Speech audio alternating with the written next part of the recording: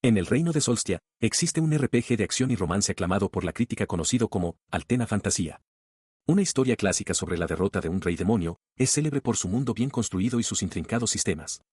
Sin embargo, a pesar de sus elogios, muchos jugadores comparten una queja importante. Su problema es simple, el jefe final no es lo suficientemente bueno. Esta decepción proviene del duque Luciel von Central, la verdadera mente maestra que se revela solo después de la derrota del rey demonio. Aparece de repente al final de la historia, solo para ser vencido al instante. Más tarde se reveló en un libro para fans que su historia de fondo fue eliminada por falta de tiempo, una decisión que dejó a muchos jugadores con la sensación de que el clímax de la historia había perdido toda su emoción. Y en este mismo mundo, un joven se encuentra reencarnado. Apenas puede creerlo, maravillándose de un nivel de talento que nunca supo que poseía.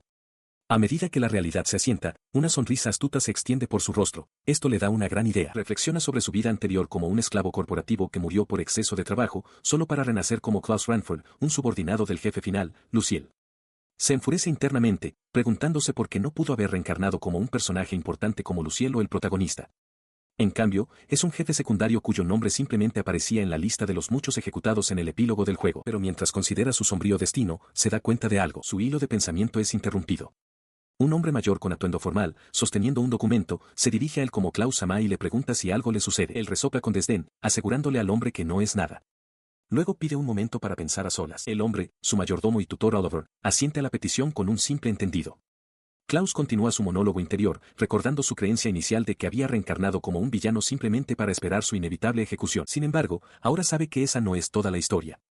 Vagos recuerdos del Klaus original afloran, revelando que aunque no era talentoso en magia o esgrima, fue capaz de encontrarla. La verdad es que Klaus posee asombrosos poderes ocultos. Una sonrisa se dibuja en sus labios mientras se aleja, ansioso por probarlos. Comenzó a entrenar. Su manejo de la espada era torpe al principio, pero a medida que continuaba practicando, imaginando a cierto espadachín habilidoso en su mente, mostró una clara mejoría. Dirigiendo su atención a la magia, combinó el talento natural del cuerpo con su propio conocimiento del juego. En su primer intento, desató una bola de fuego masiva y destructiva. También experimentó con otros hechizos, descubriendo que cada uno de ellos era mucho más potente de lo que el Klaus original jamás podría haber logrado. El poder absoluto en sus manos era sorprendente. Al ver su reflejo en un espejo, no pudo evitar notar otra ventaja, su nueva apariencia era innegablemente atractiva. Reflexionó que, con esa apariencia, era sorprendente que el personaje de Klaus no hubiera sido más popular en la historia del juego. Ahora lo entendía. Al fusionar el talento innato de Klaus con la información estratégica que poseía de su vida pasada, podía desatar un poder increíble. Con esta revelación, su determinación se endureció. Una firme decisión resonó en su mente, no moriría por exceso de trabajo como en su vida anterior. Sus pensamientos se dirigieron al juego en sí. Recordó que su único gran defecto, según los jugadores, era el jefe final. Una nueva ambición echó raíces, se convertiría en el verdadero jefe final, superando incluso a Luciel, y crearía el clímax definitivo e inolvidable para la historia. Abrazó este nuevo camino con fervor, jurando tomarlo un paso a la vez. Cometería actos malvados, cultivaría la personalidad de un villano carismático y no dejaría que nada se interpusiera en su objetivo. Su gran declaración se detuvo abruptamente cuando surgió un asunto práctico. Ahora, necesitaba averiguar cuál sería el primer paso. Reflexionó sobre la historia del Klaus original. Apenas 6 meses antes, sus padres habían muerto en un ataque de monstruos, dejándolo como cabeza de familia a la tierna edad de 15 años. La familia Renford ya tenía una mala reputación, conocida por menospreciar a los plebeyos mientras vivía en un lujo opulento. Criado por aristócratas tan corruptos, el Klaus original se convirtió naturalmente en una persona egoísta. Con una sonrisa de suficiencia, vio a su antiguo yo por lo que era en la historia del juego, nada más que un personaje secundario basura, un PNJ de relleno. Han pasado 2 semanas desde la reencarnación en Klaus. Reflexiona sobre su desafortunada situación, ya que su reputación parece empeorar, llevando a la gente a apoyar a su padre en su lugar. Para revertir esta tendencia, resuelve que es hora de una inspección de campo del territorio Renford. Ahora, ataviado con una capa con capucha y portando una espada que le da un cierto aire de fantasía a su empresa, camina por el pueblo.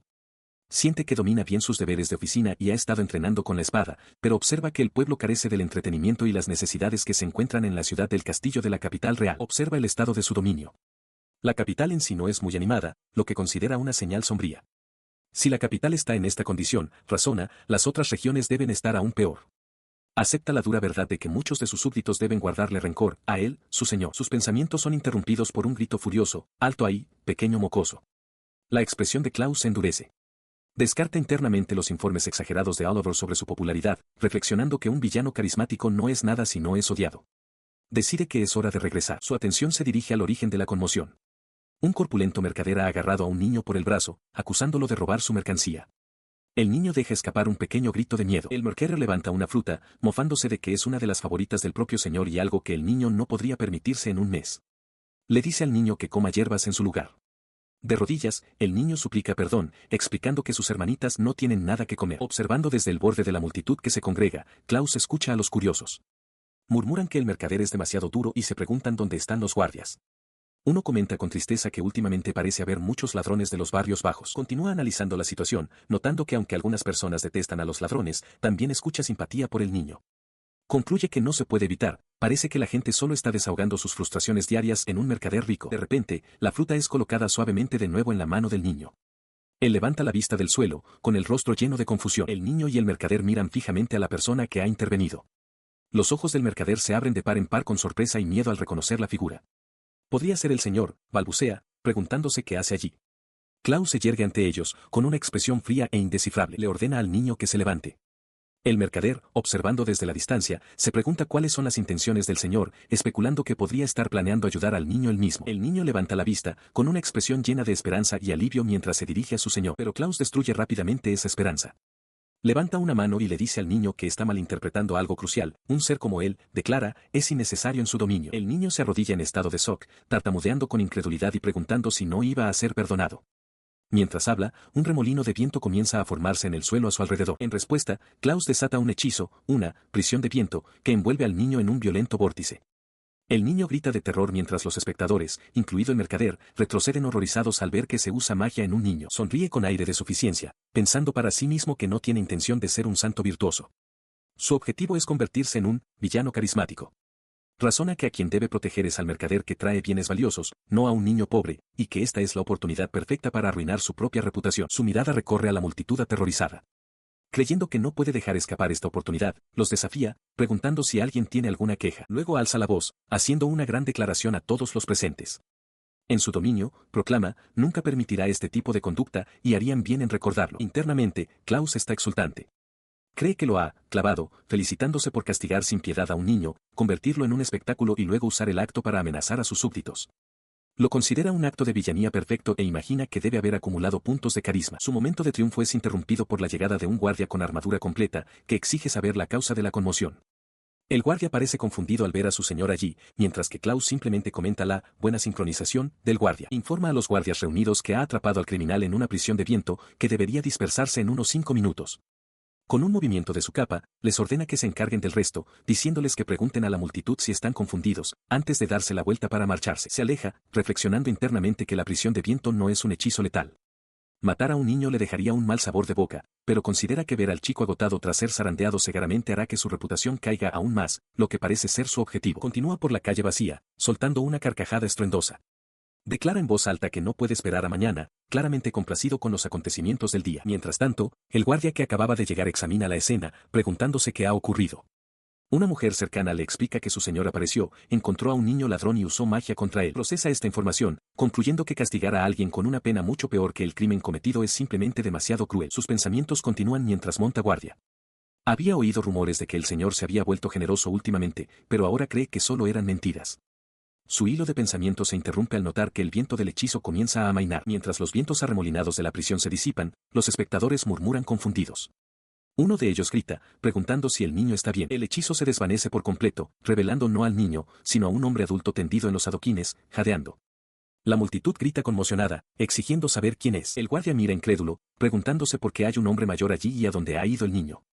De repente, una revelación impactante comienza a aflorar en su mente. Su mente se acelera al identificar al hombre, Galu de la Sombra Blanca, un miembro clave de la organización criminal, Crimson. Se pensaba que había desaparecido hacía meses. El guardia está atónito, preguntándose por qué una figura tan notoria aparecería de repente aquí. El guardia se queda atónito, pero la atención de Klaus Ranford ya está en otra parte.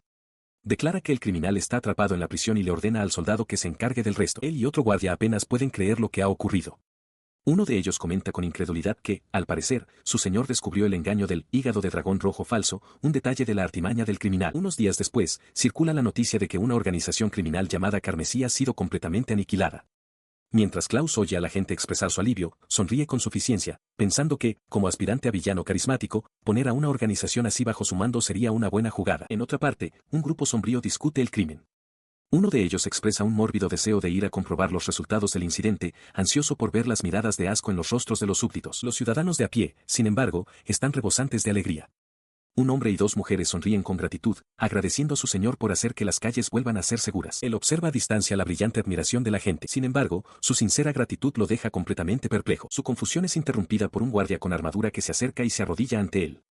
El soldado le informa de que sus instrucciones fueron magníficas y que han aniquilado con éxito a Carmesí. El guardia continúa, explicando que el chico que capturó era un ejecutivo de Carmesí cuya apariencia fue alterada por una herramienta mágica de ilusión. Klaus está desconcertado, preguntándose de qué pueden estar hablando. Sin percatarse del estado interno de su señor, el guardia lo elogia por haber descubierto el engaño y actuado en consecuencia. Una extraña sensación de déjà vu invade a Klaus mientras su mente se tambalea ante el elogio por un plan que no recuerda. Un joven relata los detalles de la reciente actividad criminal. Explica que los culpables habían estado usando una herramienta de magia ilusoria para disfrazarse de niños, una táctica diseñada para ganarse la simpatía de la gente mientras cometían una serie de robos. Su captura, señala, debería poner fin a la ola de crímenes. Al ejecutivo capturado, Galo de la Sombra Blanca, las autoridades obtuvieron la ubicación del mercader que suministraba la herramienta mágica, así como la de sus otros cómplices.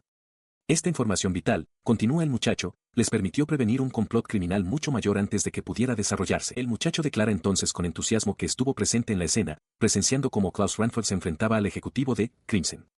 Relata apasionadamente la poderosa declaración de Klaus, que un ser así era innecesario en su dominio y que nunca permitiría que tal conducta continuara. Proclama lo conmovido que se sintió ante una figura tan noble.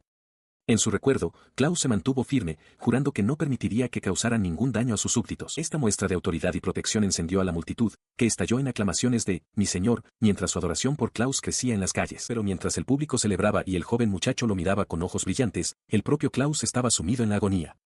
Gritaba internamente de frustración, preguntándose cómo todo había llegado a este punto. Cerca de allí, una doncella de pelo oscuro lo observaba con una expresión de profunda angustia. Más tarde, esa misma doncella se encuentra sola ante un gran ventanal bañado por el sol, con sus tareas de limpieza en pausa mientras parece perdida en sus pensamientos. El shock de toda la experiencia fue demasiado. Klaus regresó a su residencia completamente aturdido, tan inestable que tuvo que guardar cama.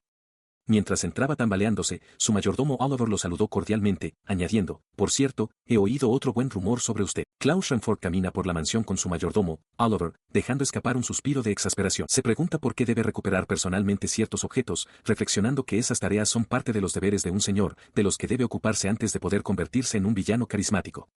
Señala que la habitación de adelante solo puede ser abierta por alguien de sangre Ranford, y recuerda que estuvo enfermo en cama durante 3 días, tiempo en el cual Oliver se encargó de todas sus responsabilidades. Considera su situación más a fondo, reconociendo que ha podido actuar como señor sin problemas gracias a Oliver. El mayordomo ha sido una presencia constante y fiable tanto después de la muerte de los padres del Klaus original como después de su propia reencarnación en este cuerpo. Dado que Oliver se encargó de todo durante su reciente enfermedad, concluye que por ahora es impotente para actuar en su contra. Su expresión se ensombrece mientras un pensamiento siniestro cruza su mente. Se jura a sí mismo que muy pronto le mostrará a Oliver cuán abrumadoramente malvado puede ser. El mayordomo lo mira, con un atisbo de confusión en su rostro. Esta oscura determinación se ve destrozada por un repentino y agudo chillido cercano. Tanto él como Oliver se giran bruscamente hacia el sonido. «Lord Klaus», exclama Oliver, preguntando qué ha pasado. Al doblar una esquina, encuentran la fuente, una joven doncella de pelo corto y oscuro que ha tropezado. Levanta la vista del suelo, con los ojos desorbitados por la conmoción y el terror al reconocerlo. «Mi señor», jadea. Ella se apresura a disculparse, inclinando la cabeza con frenético remordimiento. Klaus baja la mirada hacia un cubo de madera volcado, con agua encharcando el suelo. Se pregunta internamente si simplemente lo derramó mientras limpiaba. Su miedo tembloroso es una fuente de inmensa satisfacción para Klaus. Se regocija para sus adentros, pensando que es excelente que su índice de aprobación entre quienes le temen se esté disparando. Supone que debe estar aterrorizada de que vaya a castigarla. Sin embargo, mientras continúa observándola, considera que su forma de encogerse es excesiva para un error tan insignificante. Su reacción extrema le provoca una revelación. Recuerda una información crucial sobre el reino de Solstella. Se dice que las personas con cabello negro, como esta doncella, poseen sangre de demonio. Esta creencia los convierte en blanco de discriminación. Y aunque ahora es bien sabido que no es cierto, el prejuicio profundamente arraigado persiste. Este hecho se conecta con un poderoso recuerdo. Recuerda a una de las heroínas de una historia llamada Altena Fantasía, que también tenía el pelo negro y se enfrentaba al mismo prejuicio. Su lucha contra la discriminación lo había conmovido hasta las lágrimas en muchas ocasiones. Perdido en este pensamiento, se queda mirando fijamente, y la doncella levanta la vista hacia él, confundida por su silencio. Adopta una pose dramática, declarando que, como villano carismático, castigará a la doncella, solo para retractarse de inmediato, insistiendo en que no tiene nada que ver con él. Aclara que, aunque le gustaría cumplir su palabra, sus deberes oficiales son lo primero. Le dice secamente a la doncella que vuelva al trabajo, dejándola momentáneamente confundida. Sobresaltada por su tono cortante, balbucea rápidamente su conformidad, acatando su orden. Mientras se aleja con Oliver, sus pensamientos se detienen en la doncella. Se pregunta por qué no recuerda haber visto antes a una chica con un pelo negro tan llamativo. Oliver le indica que es hora de irse. Más tarde, en su estudio, le pregunta directamente a Oliver por qué nunca la ha visto. El mayordomo le explica que su nombre es Marie, y que es una doncella de pleno derecho que ha servido a la familia Renford desde los tiempos del anterior señor. Continúa, añadiendo que generalmente se le asigna muy poco trabajo. Oliver explica que, como Marie solo se encarga de algunas tareas de limpieza y misceláneas, rara vez se acerca a las zonas centrales de la mansión, razón por la cual es probable que Lord Klaus nunca haya tenido la oportunidad de conocerla. La frase, se le asigna muy poco trabajo, le toca una fibra sensible, y su expresión se endurece con una concentración repentina e intensa. Inmediatamente pregunta si Marie es una holgazana. Oliver, nervioso, se apresura a aclarar que eso no es lo que quiso decir en absoluto. La situación le trae un doloroso recuerdo de su vida pasada. Recuerda a un odioso compañero de trabajo que le endosaba su propio trabajo y luego adulaba al jefe para conseguir un ascenso. Concluye que si Marie es el mismo tipo de persona que su antigua compañera de trabajo, entonces tendrá que aplicarle un castigo adecuado. Mientras contempla esto, Oliver sigue hablando, explicando que, a diferencia de los otros sirvientes, Marie vive sola en el anexo. La frase, vive sola, interrumpe los pensamientos de Klaus, haciéndole darse cuenta de que no estaba escuchando. De repente, le ordena a Oliver que le traiga los planos de la mansión. Aunque momentáneamente perplejo, el mayordomo accede a la petición. Tras examinar los planos, Klaus confirma su sospecha. Es cierto, Marie es la única ocupante del edificio anexo. Le resulta difícil de creer, razonando que sus padres nunca habrían tolerado a una holgazana, y mucho menos le habrían permitido vivir sola. Llega a una conclusión sorprendente, Marie debió de ser la favorita de sus padres y recibir un trato especial. Se imagina a los nobles villanos mimando a la joven doncella. La idea de un trato especial lo hace entrar en pánico. Aunque es sorprendente que sus padres hicieran una buena obra, no puede permitir que continúe. Si él, su amo actual, también la trata bien, la gente podría pensar que es una buena persona, lo que él ve como una campaña de desprestigio contra su objetivo de convertirse en un villano carismático. Resuelto su conflicto interno, su expresión se endurece. Le da una orden a Oliver, informar a Marie que tome solo lo esencial del anexo y espere afuera. La orden deja al mayordomo sin palabras. A pesar de su conmoción, Oliver inclina la cabeza en señal de aceptación. Como desee, responde, con el rostro marcado por la preocupación. Desde atrás, Klaus se pregunta por qué el mayordomo se ha alterado tanto de repente. Mantiene una expresión de satisfecha arrogancia, con su plan ya en marcha. Los condujo hasta el anexo, el origen del trato especial, y contempló el edificio con desdén, preguntándose en voz alta qué era aquello. Los tres, Klaus, Oliver y Marie con su equipaje, se detuvieron ante la estructura en el claro. Marie, aferrada a una pequeña maleta, confirmó que había traído sus pertenencias esenciales como se le había ordenado. Klaus lo observó, comentando para sus adentros que el edificio era prácticamente un apartamento en ruinas, pero aún así mucho más lujoso que el lugar donde vivió en su vida pasada. Concluyó que debía de haber sido una verdadera favorita de sus padres para que le dieran tales aposentos. Al percibir su extraño humor, ella le preguntó qué demonios planeaba hacer. Él respondió que la respuesta debería ser obvia, y le indicó que observara con atención. Extendió la mano hacia adelante, con la expresión endurecida, mientras declaraba que esa era su respuesta. A su declaración le siguió una inmensa oleada de poder. Desató un poderoso hechizo, un vórtice arremolinado de energía destructiva que llamó tormenta de destrucción, que destrozó el anexo mientras Marie y Oliver observaban en un silencio atónito. Marie miraba, con los ojos como platos y sin palabras, la devastación. Volviéndose hacia Klaus, exigió saber por qué había hecho algo así de repente. Él respondió con calma que era exactamente lo que parecía. Señaló hacia las ruinas, su voz resonando sobre la pila de escombros que una vez fue su hogar, declarando que ya no viviría más en el anexo. La contundencia de sus palabras la golpeó. Klaus notó su conmoción, pensando para sí mismo que su trato especial se había acabado. Con voz temblorosa, Marie preguntó qué sería de ella ahora. Él le respondió con sencillez, afirmando que, naturalmente, compartiría habitación con las demás sirvientas. Su expresión cambió de la conmoción a una contemplación silenciosa e indescifrable. Ella escuchó mientras Klaus establecía sus nuevos términos con voz inflexible. Declaró que no toleraría ninguna holgazanería y que, a partir de ese día, ella participaría en el trabajo de toda la mansión. Tras dar su ultimátum, le dio la espalda, afirmando que había dicho todo lo que tenía que decir. Luego, le ordenó a Oliver que se encargara del resto. Mientras él se alejaba, Marie se quedó sola entre las ruinas, sollozando. Él la observó, notando la rabia en su voz temblorosa. Una sonrisa de suficiencia cruzó su rostro al darse cuenta de que este acto cimentaría su reputación de noble cruel, un pensamiento que pareció divertirle. La historia de Marie, sin embargo, era una de prejuicios arraigados. Durante su infancia, la familia real había decretado que los nobles debían contratar proactivamente a personas con cabello negro para combatir la discriminación. Fue bajo esta política que ella y su madre, que compartían el mismo cabello negro, habían vivido. Su vida bajo este decreto distaba mucho de ser privilegiada. Cuando Marie tenía 12 años, el vizconde Renford contrató a su madre como un gesto simbólico para ganarse el favor de la familia real. Tanto la madre como la hija fueron relegadas a un anexo en ruinas en la finca. Las condiciones allí eran duras. La madre de Marie, nacida con una constitución frágil, se vio obligada a asumir más trabajo que los demás sirvientes. Su débil cuerpo finalmente sucumbió a una epidemia y falleció. Tras la muerte de su madre, la casa contrató a Marie en su lugar, no queriendo perder a otra sirvienta con el deseado cabello negro. Le asignaron tareas en gran medida insignificantes, y ella permaneció, sin entender su propósito pero sin el valor para marcharse. El propio anexo se convirtió en una prisión, una maldición que la ataba a la finca. Recordó las últimas palabras de su madre.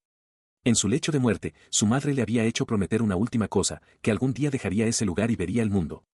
Entre lágrimas, Marie le había suplicado que la llevara con ella, confesando su soledad, pero su madre solo pudo disculparse, incapaz de llevársela, aunque ofreciéndole un atisbo de esperanza para el futuro. Su madre le había prometido que un día aparecería alguien para llevársela de ese lugar. Y, sin embargo, mientras observaba al nuevo señor alejarse por el pasillo, descubrió que no podía creer en esas palabras. Incluso después de que Klaus asumiera el control, nunca pareció haberse percatado de su existencia. Ella balbucea una disculpa, completamente desconcertada sobre por qué su señor, Klaus, vendría personalmente al anexo en ruinas. La conmoción y la confusión son evidentes en su rostro. Arrodillada en el suelo polvoriento, recuerda los rumores que había oído. Se decía que el señor se había convertido recientemente en un gobernante compasivo y de buen corazón, un marcado contraste con sus acciones actuales. Esos rumores pintaban la imagen de un señor magnífico que había capturado a un malvado mercader, mostrado gran magnanimidad hacia un subordinado que había errado, e incluso ordenado la aniquilación de un sindicato del crimen él mismo. El recuerdo de la desesperada esperanza de su madre resuena en su mente, una pregunta silenciosa que ha perdurado durante años: ¿serás tú quien me salve? En el presente, Klaus declara su respuesta. Le informa que ahora compartirá habitación con las otras doncellas y trabajará en la mansión principal. Mientras él habla, Marie cierra los ojos, una sensación de paz la inunda al darse cuenta de que finalmente puede cumplir la promesa hecha a su madre. Poco tiempo después, Oliver expresa su alivio de que Marie haya podido abandonar el anexo. Secándose una lágrima, ella asiente, agradeciendo al viejo mayordomo la amabilidad que siempre le ha mostrado. Llevando un pequeño maletín por el gran pasillo, reflexiona sobre su nueva realidad. La idea de que podrá vivir como todos los demás la llena de gratitud. Recuerda la instrucción de Klaus de traer solo lo esencial, una orden que pareció dura en su momento, pero Oliver corrige su entendimiento. Aclara que no es a él a quien debe agradecer. Fue el propio Klaus quien dio una orden específica, asegurarse de que no olvidara los recuerdos de su madre, garantizando que sus pertenencias más preciadas fueran salvadas. A medida que las palabras de Oliver calan en ella, su percepción cambia por completo. Él le recuerda que su señor es Klaus Sama, y el nombre ahora tiene un peso completamente diferente. Aferrada a su maletín, su corazón se hincha con un profundo y abrumador sentimiento de devoción. Se da cuenta de que Klaus Sama es un gran señor, el mejor amo al que podría aspirar a servir. Un sincero agradecimiento se escapa de sus labios mientras se consagra a él. De repente, un profundo escalofrío recorre a Klaus Ranford. Se pregunta si todavía no se siente bien, con los ojos muy abiertos por el shock de la inquietante sensación. La sensación pasa, reemplazada por una fría confianza. Reflexiona que las cosas salieron bien esta vez y, con una leve sonrisa, comienza a contemplar qué tipo de evento debería desencadenar a continuación. Mientras tanto, lejos de sus pensamientos, en las profundidades de una mazmorra de piedra iluminada por antorchas, un silencio ominoso flota en el aire. Allí ha ocurrido un suceso increíble. Dos aventureros, un hombre y una mujer jóvenes, están paralizados. Ante ellos se alza una criatura corpulenta y con cuernos, de cuyas fauces con colmillos sale vapor. La mujer susurra que es una mutación, mientras su compañero la mira con incredulidad, seguro de que debe estar soñando. Una situación imprevista confronta al aventurero Gwen. Lo que se suponía que era una incursión normal en una mazmorra se ha vuelto peligroso. Mira con incredulidad a la bestia corpulenta y con cuernos que tiene delante, dándose cuenta de que es un mutante. El jefe de la mazmorra, un ogro, había sufrido una transformación aterradora. Debido a una anomalía ambiental o por devorar a otros monstruos, había evolucionado a un ogro superior. El poder de la criatura era abrumador. Gwen recuerda cómo un solo golpe mandó a volar a su camarada, dejándola inconsciente al instante. La bestia es más rápida y fuerte de lo previsto, y él sabe que no puede cargar a su amiga caída y escapar. Ignorando las probabilidades, grita su desafío y comienza a canalizar magia de comunicación para pedir ayuda al gremio. Su otra compañera, una joven maga, expresa su duda, cuestionando si el gremio tiene a alguien que pueda luchar contra un ogro superior y señalando que tardarían demasiado en llegar. La maga sostiene al pequeño y brillante mensajero mágico en sus manos, transmitiendo el mensaje urgente. Explica que se han topado con la forma mutante del jefe en las profundidades de la mazmorra y que su camarada ha caído. Como no puede simplemente huir, jura que ganará todo el tiempo que pueda, suplicando que la ayuda llegue lo antes posible. Con una plegaria susurrada para que llegue al gremio a salvo, libera al pájaro mágico, que se aleja a toda velocidad a través del arco de piedra de la mazmorra. Hasta entonces, Gwen sabe que debe mantener la línea. Desenvaina su espada, cuyo acero resuena suavemente en el aire tenso. Con un rugido decidido, carga contra el ogro superior, resuelto a ganarles tiempo, sin importar el costo personal. La escena cambia a una oficina tranquila y señorial. Klaus Ranford se sienta solo en su escritorio, contemplando con calma su próximo movimiento después de haber destruido la habitación de la sirvienta. Su mano descansa sobre un documento en el escritorio, un testimonio silencioso de su metódica planificación. Consideró su camino a seguir. Como era de esperar, si de verdad aspiraba a convertirse en el jefe final, la fuerza bruta era esencial. Esta línea de pensamiento surgió de un problema reciente. Desde su reencarnación, había perfeccionado diligentemente su esgrima y sus habilidades mágicas todos los días en los campos de entrenamiento de la finca. Sin embargo, últimamente su crecimiento se había estancado, lo que le llevó a creer que su pericia había alcanzado su límite. Recordó los principios de este mundo, tan similares a los del juego, Altena Fantasía. En él, los personajes Jaggevels podían aumentar su pericia con cada uso de habilidad, pero para superar el límite de pericia, era esencial subir de nivel. Le faltaba solo un nivel. Con este entendimiento, solo quedaba una respuesta. Apretó el puño, con la decisión tomada. Iría a una mazmorra y derrotaría monstruos, la forma clásica de subir de nivel, y así, se puso en marcha. Su bota partió una ramita seca al pasar de los terrenos cuidados al bosque más salvaje. Caminaba con confianza por el sendero del bosque. Ya había investigado la mazmorra a la que se dirigía, seguro de que, incluso a su nivel actual, podría superarla sin problemas. Su paso firme se interrumpió cuando sus sentidos se agudizaron. Algo volaba directamente hacia él. Sin dudarlo, desenvainó su espada, el acero un borrón mientras cortaba el aire para interceptar el objeto. El movimiento fue puro instinto. Lo había derribado, pero un atisbo de sorpresa cruzó su rostro mientras procesaba lo que acababa de ocurrir. Bajó la mirada hacia el objeto que acababa de derribar del aire. En la hierba yacía una pequeña criatura parecida a un pájaro, aparentemente hecha de luz. Se preguntó qué podría ser aquel pájaro azul. Mientras se inclinaba, con un leve sonido de sorpresa escapando de sus labios, la criatura comenzó a transmitir un mensaje fragmentado. Hablaba de una mazmorra, un camarada y una súplica desesperada para ganar tiempo y pedir ayuda. Sosteniendo a la pequeña criatura en sus manos, lo comprendió. Se trataba de una forma de magia de comunicación. Supuso que el mensaje urgente era una forma de reclutar miembros para un grupo debido a algún problema en la mazmorra cercana. Klaus Ranfer contempla el ave de comunicación sin vida en la palma de su mano. Se da cuenta de que el hechizo destinado a entregar un mensaje nunca llegó a su objetivo, lo que debe ser la razón por la que su propio ataque fue interrumpido. Siente una ligera punzada de culpa, pero la descarta, decidiendo que un villano carismático no debería preocuparse por detalles tan insignificantes. Prometiendo darle al ave un entierro adecuado más tarde, desliza con cuidado su cuerpo dentro de su uniforme para guardarlo. Su camino lo conduce al derruido arco de piedra de la entrada de un calabozo, cuyo oscuro interior promete peligro. Antes de entrar, prepara su equipo. Examina un objeto de rango B, el anillo de mejora de reacción, que aumenta todas sus estadísticas en un 50% a costa de drenar el 1% de su salud cada 10 segundos. También inspecciona una linterna atrae sangre, de rango D, un frasco que contiene un potente líquido hecho de sangre de monstruo, diseñado para atraer a cualquier criatura cercana. Recuerda los métodos eficientes para subir de nivel del juego, Altena Fantasía.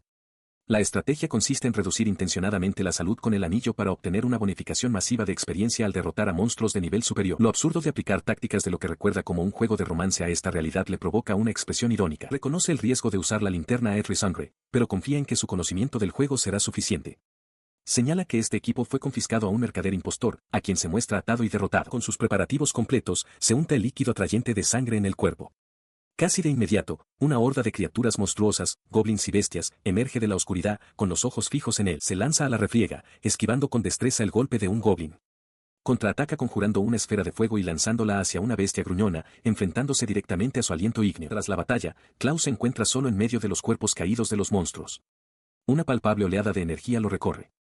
Se da cuenta de que esta es la sensación de subir de nivel, y una sonrisa de suficiencia cruza su rostro mientras admite para sí mismo que la sensación es bastante adictiva. Aprieta el puño, saboreando el nuevo poder que fluye por sus venas. Creyó que la sala del jefe estaba justo adelante. Ya era hora, pensó, de derrotar al enemigo final y volver a casa por hoy. Al acercarse a la gran puerta arqueada, un extraño sonido le hizo detenerse. Podía oír el claro estruendo de una batalla procedente de la sala del jefe, lo que le hizo preguntarse quién podría estar todavía dentro. Comprendió la situación de inmediato. Aunque se consideraba un tabú que los aventureros se robaran las presas unos a otros, no vio otra opción.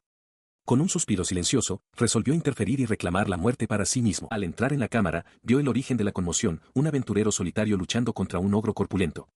Reconoció a la criatura como el jefe de la mazmorra, pero se sorprendió por su inmenso tamaño, preguntándose si había sido tan grande en el juego. Reflexionó que era de esperar que hubiera pequeñas diferencias entre el juego y esta nueva realidad. Rápidamente desechó ese pensamiento. Entrecerró los ojos con concentración mientras se recordaba a sí mismo su verdadero objetivo, subir de nivel era su máxima prioridad, sin importar las circunstancias. Sin dudarlo, levantó la mano y desató un torrente de poder, gritando el nombre de su hechizo, estallido de prominencia. La explosión de energía envolvió por completo al ogro, detonando con una fuerza abrumadora. Cuando el humo se disipó, sonrió con satisfacción, anunciando que el sometimiento estaba completo. Klaus Renfort se recupera del esfuerzo reciente, preguntándose qué acaba de pasar. Se cuestiona si la oleada de poder que sintió fue el resultado de haber subido de nivel, volviéndolo más fuerte que antes. Sus pensamientos son interrumpidos cuando un grupo de aventureros lo divisa a lo lejos. El hombre de pelo puntiagudo, Gwen, señala con entusiasmo, exclamando que la persona que está allí debe ser el señor que derrotó al jefe.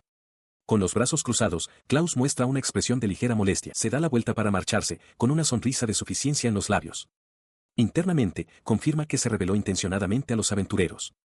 Mientras camina hacia la puerta de la mazmorra, la voz de Gwen lo llama, suplicándole que espere. Ignorando la súplica, se ríe internamente con satisfacción. Su plan era simplemente subir de nivel, pero este resultado es aún mejor, como matar dos pájaros de un tiro. Al salvarlos, se ha asegurado de que difundirán rumores de que es la peor clase de persona, uno que roba las presas de otros. Patea el cadáver del monstruo derrotado, pensando en lo eficiente que será simplemente matar monstruos en su camino de regreso. Más tarde, en una taberna, Gwen relata la historia a sus compañeros. Explica que ya habían agotado todos sus objetos contra el monstruo mutado y ni siquiera podían usar su magia de comunicación. Habían pensado que todo estaba perdido. Su voz resuena con emoción al declarar que quien los salvó cuando estaban en un aprieto tan desesperado, fue el Señor. Con los ojos llenos de lágrimas, continúa la historia. El Señor había recibido su mensaje y, a pesar de estar cubierto de sangre, aún así vino por ellos. No pidió nada a cambio y ni siquiera dio su nombre. Gwen concluye que solo pudieron regresar al gremio gracias a él. La maga añade su propia observación. Como sanadora, pudo darse cuenta de que al Señor solo le quedaba el 10% de su salud y podría haberse desplomado en cualquier momento. En otro lugar, Klaus reflexiona que esto se debió al anillo de mejora de retroceso. La otra aventurera, con expresión sombría, comenta lo imprudente que fue por su parte hacer algo así, todo por un grupo de marginados como ellos. El rostro de Gwen, sin embargo, se ilumina con una nueva reverencia. Admite su vergüenza por haber creído los rumores de que el Señor había cambiado. Declara que su gobernante, Klaus Sama, es más maravilloso y magnífico que cualquier otro noble, y los tres aventureros levantan sus jarras en un sincero brindis. En el gremio de aventureros, se celebró un gran banquete en honor a Klaus Ranford, con alabanzas y vítores de «Larga vida al Señor», que duraron hasta el amanecer. La historia de su heroísmo se extendió por todas partes, conmoviendo a muchos aventureros hasta las lágrimas. Mientras tanto, lejos de la celebración, el propio Klaus suelta un repentino y fuerte estornudo. Camina por un largo pasillo, preguntándose si alguien estará difundiendo rumores desagradables sobre él. Su breve preocupación se desvanece mientras estalla en una carcajada, declarando que se siente genial. Unos días más tarde, Klaus está sentado en su escritorio, reflexionando sobre sus actividades recientes. Piensa que, al despejar algunas mazmorras, ha logrado subir bastante de nivel y probablemente ha alcanzado el límite de nivel de la zona. Concluye que probablemente debería centrarse en sus deberes oficiales por un tiempo. En ese momento, una voz desde la puerta le pregunta si tiene un momento. Es su mayordomo, Oliver. Klaus le pregunta qué quiere, y Oliver, carraspeando, le explica que le gustaría ascender a una de las sirvientas para que sea su doncella personal. Cuando Klaus pregunta si es un asunto personal, Oliver lo confirma y le pide a la candidata que entre. Una joven doncella llamada Marie se presenta. Jura servirle con todo su corazón y alma para cumplir con sus expectativas, diciéndole que no dude en pedirle cualquier cosa, ya que hará todo lo que él desee. Mientras ella habla, Klaus la reconoce de repente. Se da cuenta de que es la doncella que vivía en el anexo que él hizo volar por los aires. Piensa para sí mismo que se lo esperaba, asumiendo que ella debe guardarle un profundo rencor. Se pregunta en silencio si ella se ofreció voluntaria para el puesto con Oliver solo para tener una oportunidad de venganza, todo mientras Marie mantiene una serena sonrisa con los ojos cerrados. La expresión de Klaus endurece con sospecha, una solitaria gota de sudor recorriendo su mejilla. Su mirada es intensa, consumido por una única pregunta: ¿qué es lo que está planeando? Está seguro de que algo siniestro se oculta tras su sonrisa, aunque una parte de él se pregunta si no lo estará imaginando. Klaus Renford estaba sentado a solas, reflexionando sobre su próximo movimiento. Marie, la chica recomendada por Oliver, se había convertido en su doncella personal. Estaba convencido de que su verdadero objetivo era vengarse por haber despedido a su madre. Sus pensamientos fueron interrumpidos cuando Marie apareció fuera de su ventana, sobresaltándolo. Ella preguntó si la había llamado. Rápidamente se recompuso, notando que su llegada era perfecta. Le ordenó que lo siguiera, declarando que le enseñaría los deberes de su doncella personal. Marie, con una expresión ligeramente sorprendida, tartamudeó su aceptación. Inclinándose hacia ella con una mirada intensa, declaró que usaría su intelecto de genio para exponer cualquier plan de venganza que estuviera tramando. Su primera prueba comenzó en la cocina. Explicó que los deberes de una doncella incluyen, naturalmente, servir el té y cocinar, desafiándola a preparar una comida que ni siquiera alguien de la clase más baja podría hacer. Marie simplemente aceptó intentarlo. Mientras se dirigía a los ingredientes, Klaus la observó con una sonrisa de suficiencia, seguro de que nunca antes había cocinado y que estaba destinada a fracasar. Ella comenzó su trabajo con un cuchillo, su expresión concentrada. Klaus razonó que no tenía un interés real en la cocina, simplemente lo estaba soportando para acercarse a él, y el estrés debía de ser inmenso. Apretó el puño, seguro de que pronto expondría su verdadera naturaleza y su plan. Contrariamente a sus expectativas, la situación escaló hasta el punto en que tuvo que llamar a los chefs de la finca para que la supervisaran. Uno de ellos le advirtió a Marie sobre la seguridad contra incendios. Momentos después, ella le presentó un plato perfectamente cocinado a Klaus, anunciando: «Está listo, amo». Se sentó en la larga mesa del comedor, comiendo el plato que ella había preparado. Masticó pensativamente, admitiendo para sí mismo que estaba bien hecho, aunque no tan excepcional como para requerir las habilidades del chef. Tragó, decidiendo que sería problemático elogiarla y darle una idea equivocada. Terminando su té, declaró que tendría que encontrar sus defectos en sus otras tareas y le ordenó que procediera a la siguiente. El corazón de Marie latía con fuerza en su pecho mientras asentía nerviosamente a su orden. A continuación, fue sometida a una rigurosa serie de tareas: lavar la ropa, limpiar a fondo los aposentos privados de Klaus e incluso ayudar con sus deberes oficiales. Más tarde, Klaus reflexionó sobre los acontecimientos del día. Le había asignado a Marie una carga de trabajo demasiado grande para una sola doncella, pero ella no se enfadó ni una sola vez. Llegó a la conclusión de que simplemente se había marchado el resto del día por puro agotamiento. Ella se para ante Klaus, que la señala con el dedo de forma decisiva. Le informa de que, si su plan es a largo plazo, volverá a hacer las mismas tareas a partir de mañana. Marie simplemente responde con una afirmación. Klaus se da la vuelta con una sonrisa de satisfacción, comentando que todo esto es para su propio beneficio. En respuesta a sus órdenes, ella expresa su genuina felicidad por haberse convertido en su sirvienta personal. Klaus, sin embargo, la mira con una mirada entrecerrada y suspicaz, aparentemente no convencido por su sinceridad. Su alegría exterior oculta una historia más profunda. Recuerda su ansiedad inicial por compartir la vida cotidiana con su amo. Su primera tarea asignada fue cocinar, un deber que tenía un peso significativo para ella. En su pasado, se le prohibió incluso entrar en una cocina, un doloroso recuerdo de una época en la que las personas con el pelo negro eran consideradas no aptas para tocar la comida. A pesar de la dificultad, había reunido el valor para cumplir las expectativas de Klaus. Con la ayuda del chef, consiguió preparar la comida con éxito. El recuerdo la llena de una profunda sensación de alegría. Sosteniendo un paño de limpieza contra su pecho, reflexiona que, hasta ahora, nadie había comido nunca un plato preparado por ella. El pensamiento hace que su corazón se hinche de felicidad. Más tarde, se presenta ante Klaus en su puerta, confirmando que sus tareas del día están completas y que su puesto sigue seguro. Él reafirma que sus deberes continuarán al día siguiente. Envalentonada, le pregunta si puede permanecer a su lado, ahora que se ha ganado su confianza. Su rostro se ilumina con una sonrisa radiante, sus manos entrelazadas frente a ella con renovada determinación. Se jura a sí misma que estará a la altura de sus expectativas y demostrará ser su dedicada sirvienta personal. Él, sin embargo, sigue profundamente receloso. A solas, considera que, aunque pueda aguantar un día, seguir a este ritmo severamente la quebrará. Resuelve presionarla aún más, acumulando más tareas a partir del día siguiente.